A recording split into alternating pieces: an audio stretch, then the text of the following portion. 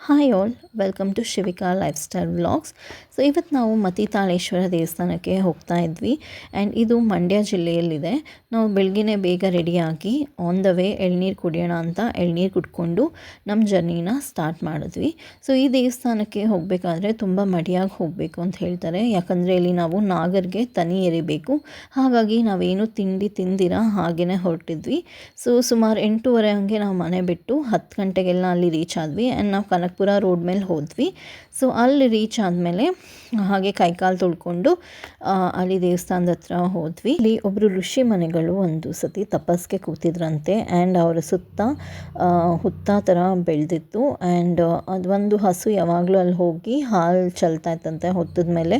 So ಯಾಕೆ ಅಂತ ಅಲ್ಲಿನ ಊರಿನ ಮುಖ್ಯಸ್ಥರು ಅದನ್ನು ಹೊಡೆದಾಗ ಅದರೊಳಗಡೆ ಒಂದು ಶಿವಲಿಂಗ ಸಿಕ್ತಂತೆ. ಸೊ ಮತ್ತಿ ಅನ್ನೋ ಮರದ ಕೆಳಗಡೆ ಅದು ಶಿವಲಿಂಗ ಇರೋದ್ರಿಂದ ಇದಕ್ಕೆ ಮತಿತಾಳೇಶ್ವರ ಎಂದು ಹೆಸರು ಬಂದಿದೆ. ಸೊ ಹಾಗೆ ನಾವು ಆಚೆಯಿಂದ ದೇವರಿಗೆ ನಮಸ್ಕಾರ ಮಾಡಿ ಅಲ್ಲಿಂದ ನಾವು ಕೊಳ ಹತ್ರ ಹೋದ್ವಿ. ಸೊ ಅಲ್ಲಿ ಸ್ನಾನ ಮಾಡೋದಕ್ಕೆ. ಸೊ ಇಲ್ಲಿ ಬರೋರು ಎಲ್ಲರೂ ಈ ಕೊಳದಲ್ಲಿ ಸ್ನಾನ ಮಾಡ್ತಾರೆ. ಸೊ ಇದ್ರಲ್ಲಿ ಸ್ನಾನ ಮಾಡಿದ್ರೆ ನಮ್ಗೆ ಯಾವುದೇ ಥರ ಸ್ಕಿನ್ ಇಶ್ಯೂಸ್ ಏನಿದ್ರೂ ಹೋಗುತ್ತೆ ಅಂತ ಹೇಳ್ತಾರೆ. ಸೊ ಇದರಲ್ಲಿ ಸ್ನಾನ ಮಾಡಿಕೊಂಡು ಹಾಗೆ ನಾವು ಬಂದು ದೇವ್ರ ಹತ್ರ ಪೂಜೆ ಮಾಡಿಸಿದ್ವಿ.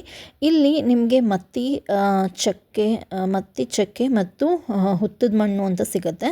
ಸೊ ಅದನ್ನು ನೀವು ಮನೆಗೆ ತೊಗೊಂಡು ಬಂದು ಅದನ್ನು ಮಿಕ್ಸ್ ಮಾಡಿಕೊಂಡು ಹಚ್ಕೊಂಡ್ರೆ ನಿಮ್ಗೆ ಯಾವುದೇ ಥರ ಸ್ಕಿನ್ ಇಶ್ಯೂಸ್ ಇದ್ದರೂ ಅದೆಲ್ಲ ಹೋಗುತ್ತೆ ಅಂತ ಹೇಳ್ತಾರೆ. ಸೊ ಇಲ್ಲಿ ಪೂಜಾರಿಗಳಿಗೆ ಕೇಳಿದ್ರೆ ಅವರು ಅದನ್ನು ಕೊಡ್ತಾರೆ. ಹಾಗೆ ಇಲ್ಲಿ ಬಂದು ನಾಗರಿಗೆಲ್ಲ ತನಿ ಎರೆದು ಎಲ್ಲ ಪೂಜೆ ಮಾಡಿದ್ವಿ. ಹಾಗೆ ಇಲ್ಲೊಂದು ಬಸಪ್ಪ ಕೂಡ ಇಲ್ಲಿ ನಾವೇ ಅಡುಗೆ ಮಾಡಿಕೊಂಡು ಊಟ ಮಾಡಿದ್ರೆ ತುಂಬ ಒಳ್ಳೆಯದು ಅಂತ ಹೇಳ್ತಾರೆ. ಸೊ ಪ್ರತಿಯೊಬ್ಬರು ಭಕ್ತಾದಿಗಳು ಇಲ್ಲಿ ಬಂದವರು ಅವರು ಅಡುಗೆ ಮಾಡಿಕೊಂಡು ದೇವರಿಗೆ ಅರ್ಪಿಸಿ ಅಲ್ಲಿ ಊಟ ಮಾಡ್ತಾರೆ. ಹಾಗೆ ತುಂಬ ಜನ ಇಲ್ಲಿ ನೆಲದ ಮೇಲೆ ಕೂಡ ಊಟ ಮಾಡಬೇಕು ಅಂತ ಹರಕೆ ಹೊತ್ಕೊಂಡಿರ್ತಾರೆ.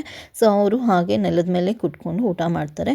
ಸೊ ನಾವು ಎಲ್ಲರೂ ಹಾಗೆ ಅಡುಗೆ ಮಾಡಿಕೊಂಡು ನಾವೆಲ್ಲರೂ ಅಲ್ಲಿ ಬಾಳೆ ಎಲೆ ಮೇಲೆ ಊಟ ಮಾಡಿಕೊಂಡು ಹಾಗೆ ಊಟ ಎಲ್ಲ ಆದಮೇಲೆ ಮಕ್ಕಳೆಲ್ಲ ಸ್ವಲ್ಪ ಹೊತ್ತು ಅಲ್ಲೇ ಎಂಜಾಯ್ ಮಾಡ್ತಾಯಿದ್ರು ಆಟ ಆಡಿಕೊಂಡು. ಹಾಗೆ ನಾವು ಕಾಫಿ ಟೀ ಎಲ್ಲ ಮಾಡಿಕೊಂಡು ಅಲ್ಲಿ ಕುಡಿದು ಅಲ್ಲಿಂದ ಹೊರಟ್ವಿ.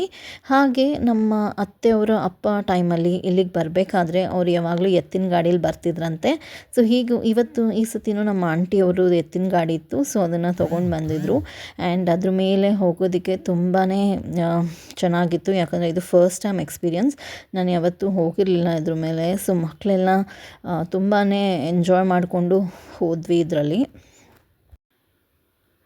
ಅಲ್ಲಿಂದ ನಮ್ಮ ಆಂಟಿ ಮನೆ 20 ನಿಮಿಷ ದೂರದಲ್ಲಿದ್ದು. ಸೊ ನಾವು ಎತ್ತಿನ ಗಾಡೀಲಿ ಹೋದ್ವಿ ನಮ್ಮ ಆಂಟಿ ಮನೆಯವ್ರಿಗೂ. ಸೊ ದಾರೀಲಿ ಹೋಗ್ತಾ ತುಂಬ ಪಿಕಾಕ್ಸ್ ಎಲ್ಲ ಕಾಣಿಸ್ತು ಆ್ಯಂಡ್ ತುಂಬ ಚೆನ್ನಾಗಿತ್ತು ಇದು ರೈಡು.